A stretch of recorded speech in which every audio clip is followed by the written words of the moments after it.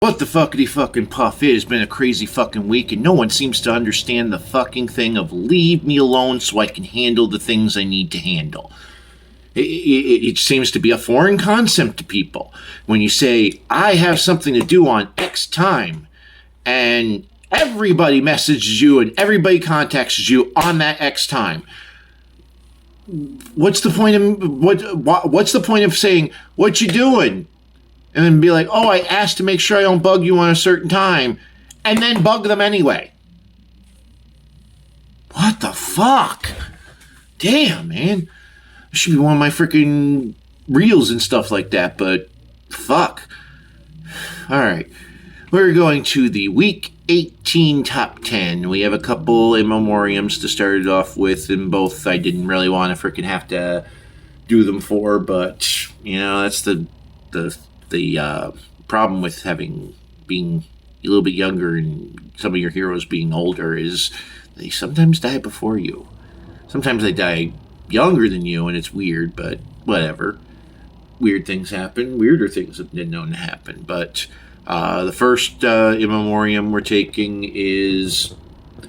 It was one of the... Honestly, in my own acoustic songwriting skills, he's been one of the biggest influences on my style, and he was always my mom's favorite solo folk performer besides Bob Dylan. Like, Bob Dylan was number one, and then there was other people like, oh, this one's pretty cool for this one's pretty cool for that. Well, that was Gordon Lightfoot, and we're going to play a little bit of Sundown. I'm going to play about 25 seconds of it. R.I.P. man.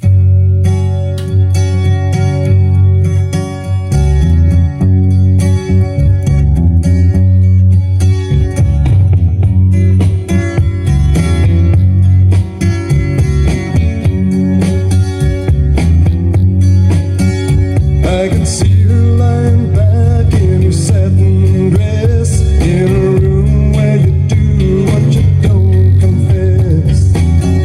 Sundown, you better take it. If I find you, then creeping round my back stairs. Damn, that's a great loss right there. Another one is a decent loss, but it's also the downfall is he was wrapped in controversy and stuff. And I won't touch on that because I won't speak ill of the dead, but unless they're really terrible. But this one we can't. We're gonna say goodbye to him and stuff. Guitarist and vocalist from Bachman-Turner Overdrive, BTO, and Brave Belt, Tim Bachman passed away on 4/28. Here's some Takin Care of Business, BTO.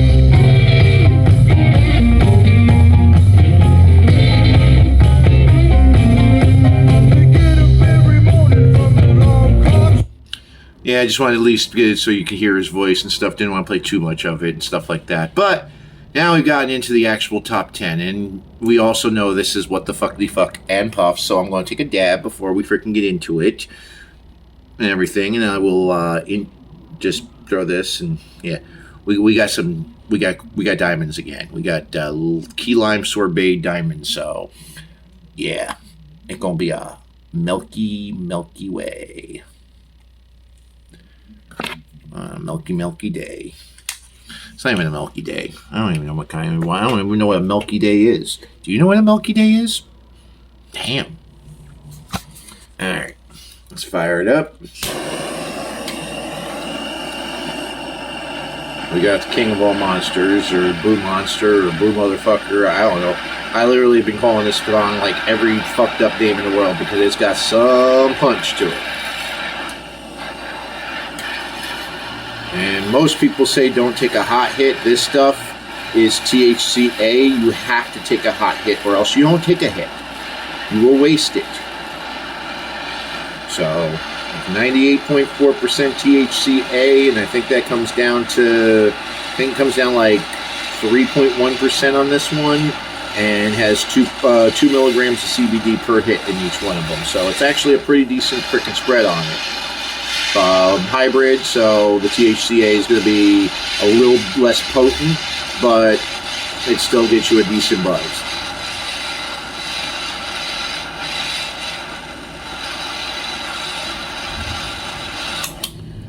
There we go. We are fired up. We are ready, and we are about to do a dab, and then we're going to freaking get into this weird-ass top 10, because it's probably one of the weirdest ones I've ever put together. You'll hear.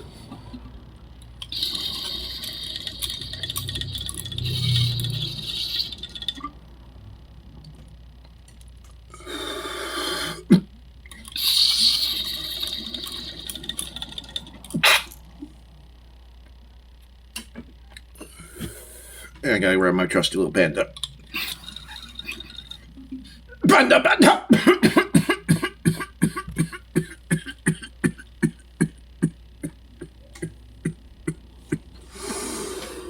Oh, that's a good one. Oh, nah, me. Alright. We took some notes on this one because, like I said, this is a very weird top 10 for me. I mean, there's a good mix of all the genres, but this one's probably one of the weirdest mix of all the genres, and probably the highest charting song for, whether it's a featurette or her actual songs, probably highest charting song by a certain member. You'll see freaking on number 2 when we get there. Alright, number 10. I listened to this song like 6 or 7 times over. The group's name is Deer Tick. How original, I know, right? But name of the song is Forgiving Ties. And imagine Paul Simons's bass lines on the album Graceland mixed with any song ever released by Tom Petty and the Heartbreakers. Not Tom Petty by himself, with the Heartbreakers. He sounds more like the Heartbreakers freaking style, that Americana phase, but the bass lines are really funky on it. Like, it really... I didn't think the two styles would mix, but here you go. 30 seconds of it. Copyright trolls suck and I hate them. Gotta keep going and gotta keep playing them. What the fuck do you fucking puff? Number 10. Deer Tick, Forgiving Ties.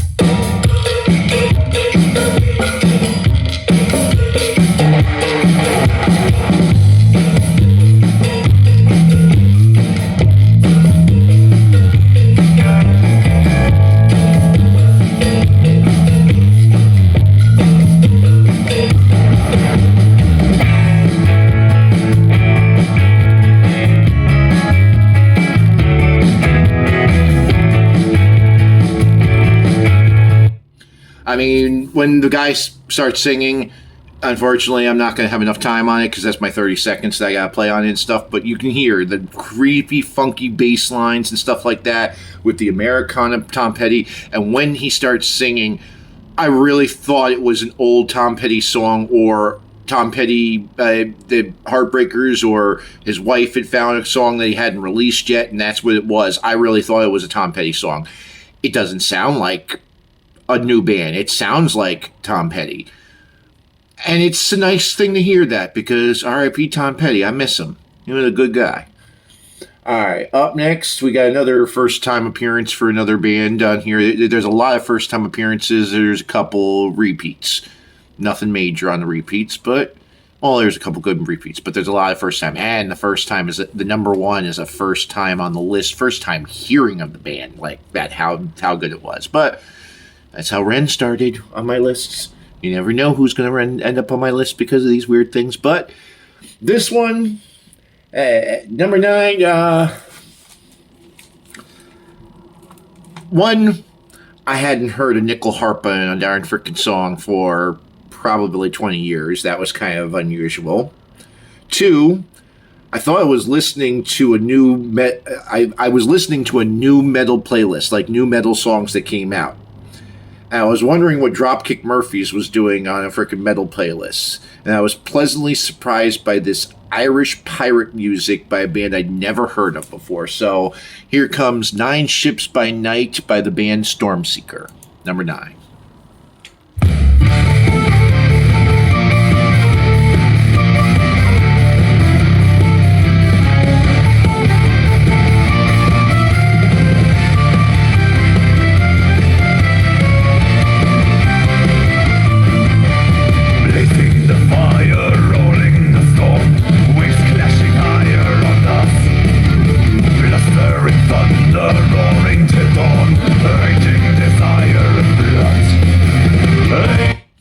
that's where we gotta stop it because copyright trolls suck and I hate them. Gotta keep going and gotta keep playing them.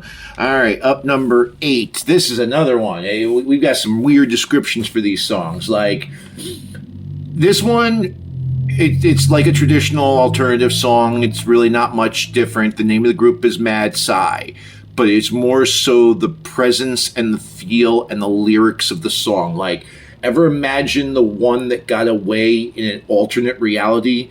This song is that image you imagined.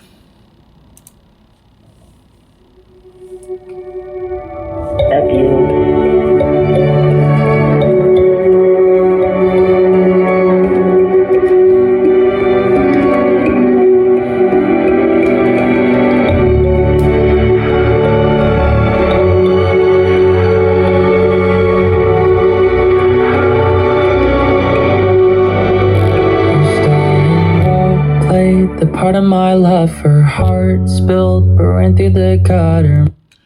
And now that I'm hearing a little more and stuff like that, he reminds me a lot of like Dashboard Confessionals, Bright Eye style music a little bit more than I thought it was. That's actually a new thing I just kind of heard off of it. And he keeps going. It's such a beautiful thing. Honestly, this song could have matched well in a Radiohead discography, to be honest. Like, this song is just like one of those ones that could have fit with so many bands, and even some of the harder bands could have released this song and gotten away with it. That's how good of the song is. This time we got a second appearance, I think this year, for this band, for this artist and stuff. Or maybe she was on my list last year. I lose track. I got too many lists to remember all the lists anymore. But we've got number 7 on the list, 20-something by Alana Springsteen.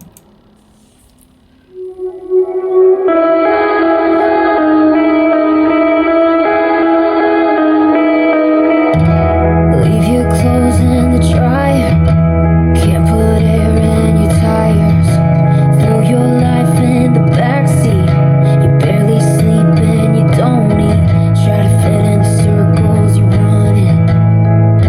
It's 20-something. We drink a little bit too much and we're falling in and out of. Now, with most country songs and stuff like that, it's usually got a weird... honestly, I hate to say it, but 90% of all country songs are about the same topic over and over. It's like my truck, my farm, my tractor, my girl. Every single thing. A lot of Springsteen, she releases a lot of stories, songs, but they're more like allegories, metaphors, itself like that, where it does an unusual appearance. But the one thing I want to say about the chorus drop, I have never heard a chorus drop off in a country song before until this song. That's why you made this list, because it made a rock drop off on it that just was like, whoa, all right, this song really does mean something. Like, it dropped off on the music, raised on the vocals the way a normal rock song would have done, not a pop artist, not like you would have done little interludes. You would have built up to something and gotten to a big giant vibrato and then frickin' come down. This one, she just was nice and mellow in, boom, up, and it goes back down again, booms up again, and it has a nice medium flavor in between, a medium vocal range where it doesn't go high pitch out of nowhere on the breakdown. Great songwriting skills, great presence, amazing song. Number 6, we've got Gigi Perez, because copyright trolls suck and I hate them. Gotta keep going and gotta keep playing them. We gotta keep going on next. Again, Gigi Perez at number 6, Kill For You. Beautiful, soulful song, this one. I like the way you touch my face. She sounds like somebody I know and I can't think who. In my mouth and in my heart. Actually, like almost like a soulful Katie Lang. I like the way you. Yeah, like a soulful Katie Lang, if that's possible. Man, that makes me want to listen to Constant Craving. Damn, I hate that song, but I love it.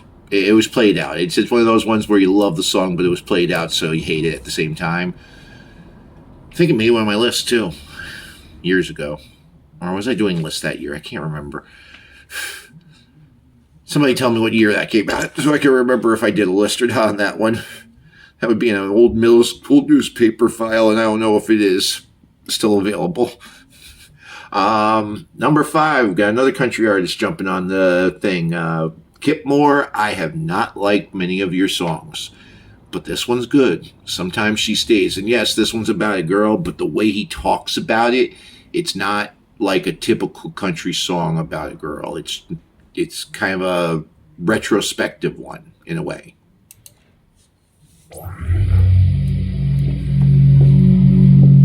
One, two, three.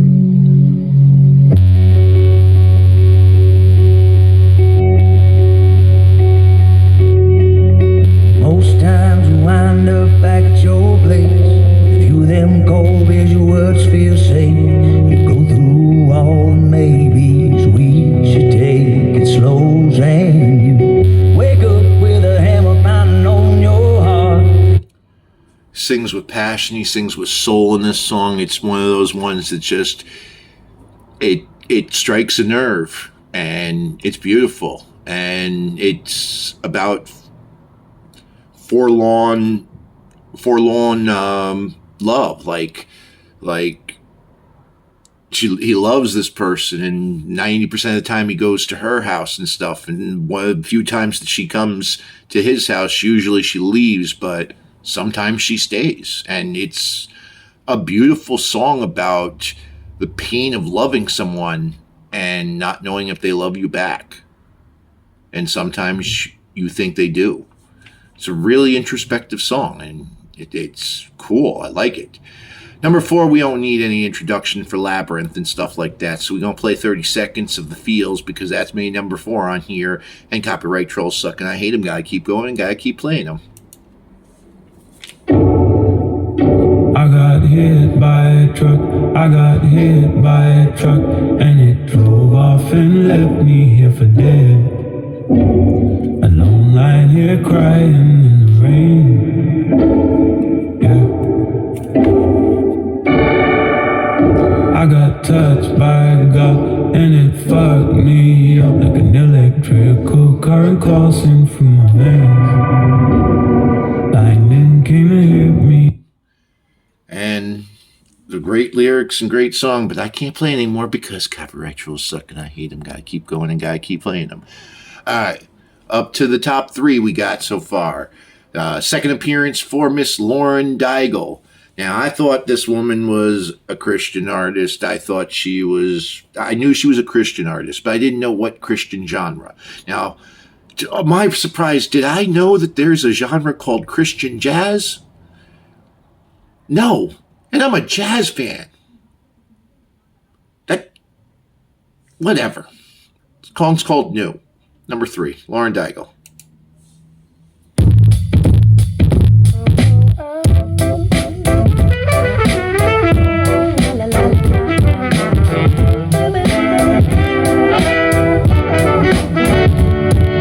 You say you used to hang around Diablo's every night, trying to fit in with the crowd, making bets and picking fights. But that was your story. Tell me, why do we give all the glory to the one? And of course, there we have to stop it because copyright trolls suck and I hate them. Gotta keep going, gotta keep playing them. Now, everyone knows for a fact, I've said it on many, many lists before, and people wonder why I don't put Taylor Swift on my list, because Taylor Swift sucks. She sucks. I have the power to admit it. Taylor Swift sucks. Cancel me if you want to.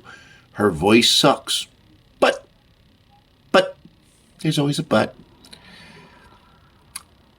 I didn't see one of my favorite folkier, moodier bands, The National, putting her on a song. I didn't see that coming. I didn't see that coming a mile away. But The National featuring Taylor Swift doing the Alcott at number 2 is a beautiful song.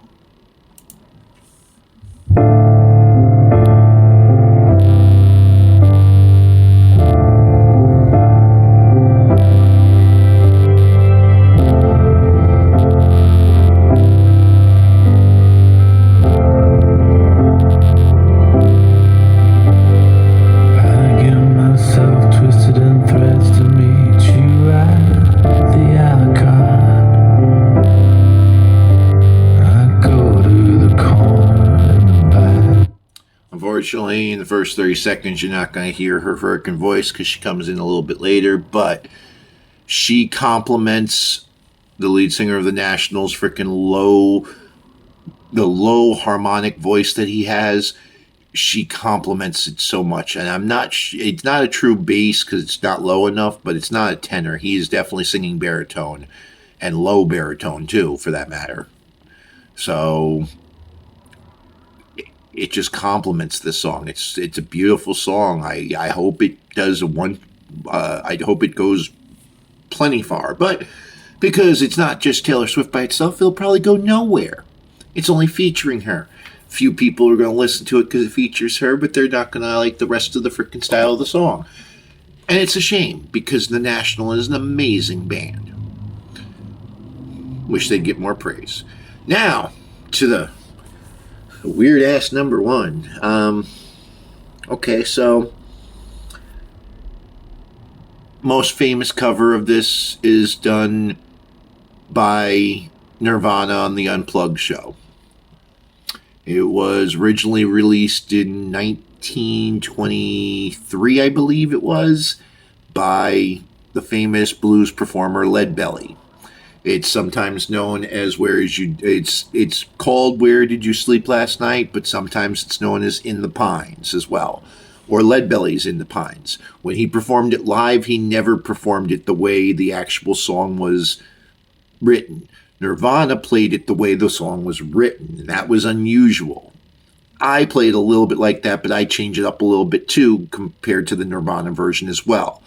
What this Denver doom metal band, yes, I said doom metal.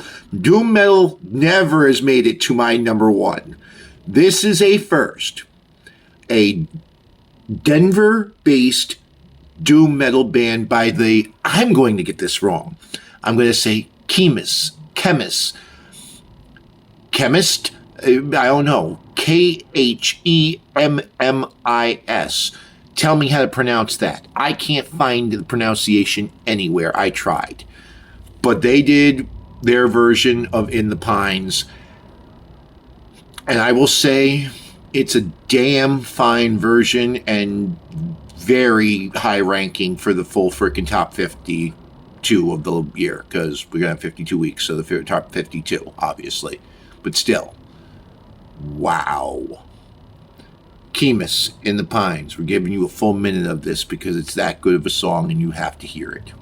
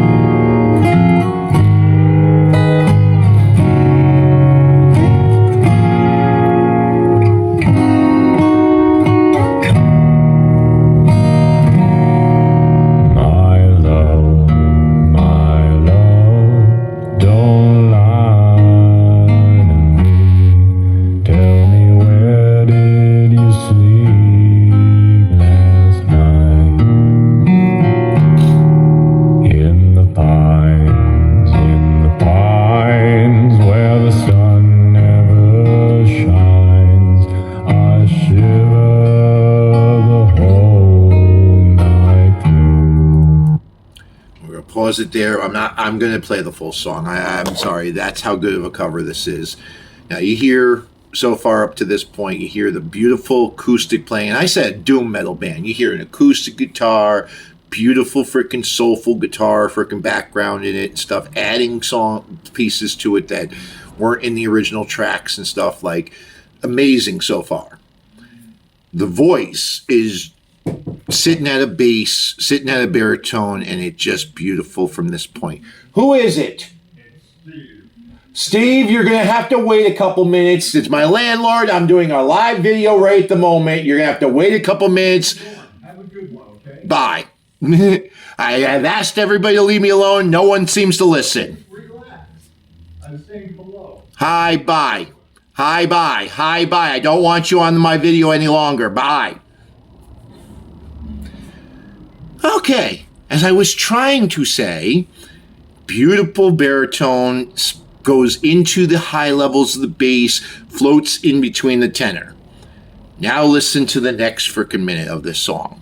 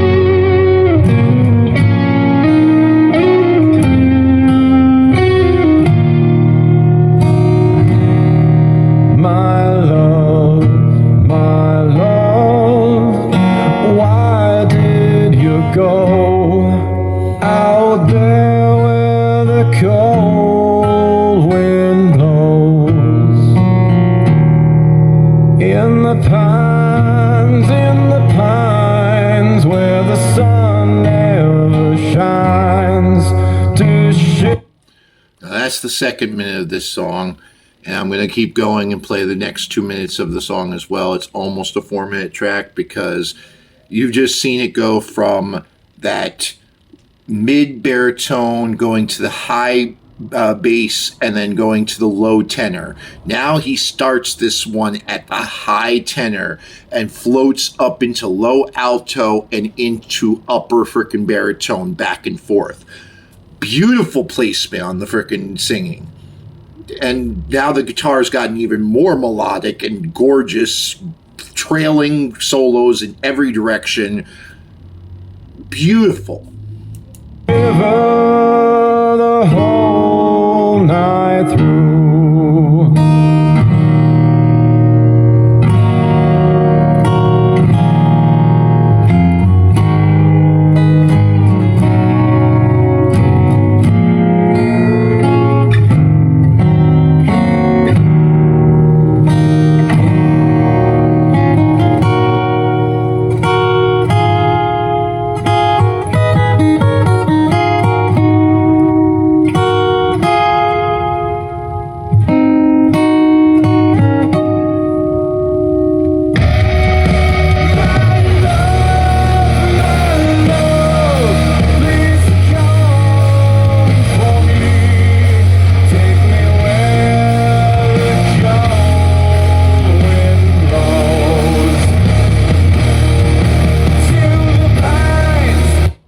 And now he's literally broken into a whole new metal spectrum.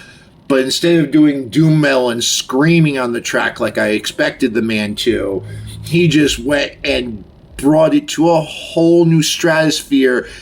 And if you can hear the very small things on it, this man is literally going up and hitting that high alto voice, bringing his voice booming even higher over all the rest of the track.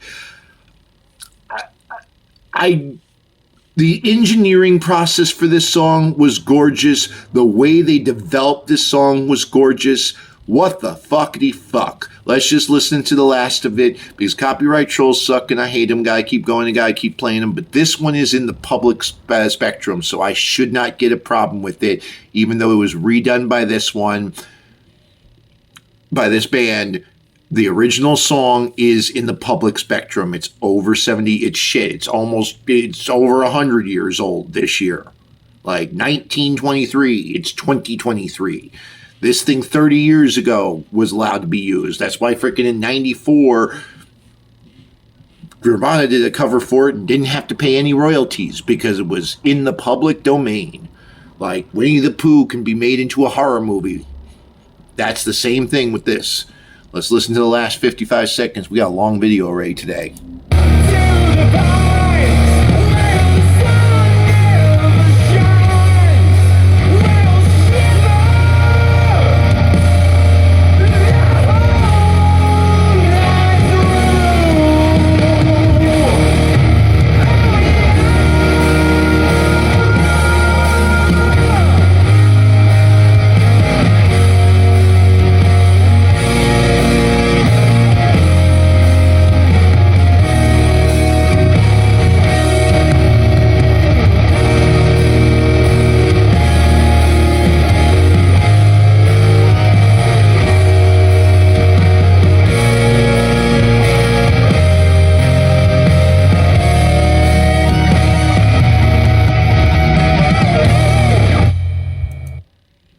Yeah.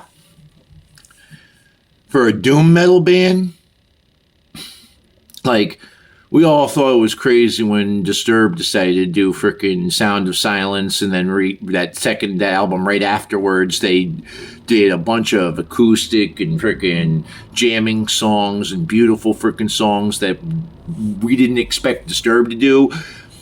This band apparently has been around for 11 years.